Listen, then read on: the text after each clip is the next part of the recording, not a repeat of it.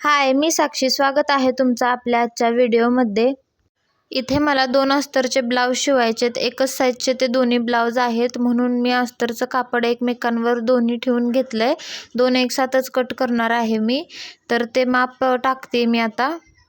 एकाच साईजचे जर ब्लाऊज असेल तर मी सगळे एकसाथच कट करत असते, त्यामुळे आपला वेळही वाचतो. आणि असे प्रत्येक साईजचे पॅटर्नसुद्धा आहेत माझ्याकडे.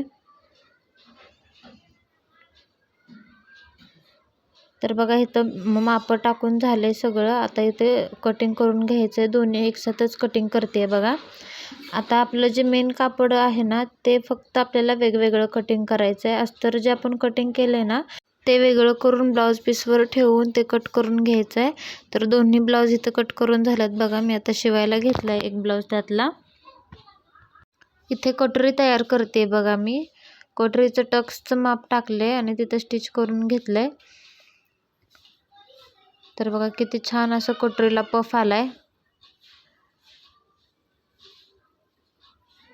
तर बघा इथे ब्लाऊजला सरळ टिप मारून उलटा केलाय आणि आता वरून टिप मारते.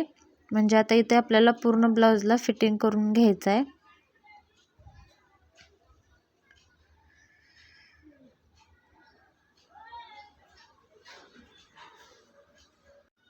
तर बघा इथे मी ब्लाऊजला आता गोट घालून घेतलाय पूर्ण आणि बघू शकता इथे किती छान असा गोट आलाय.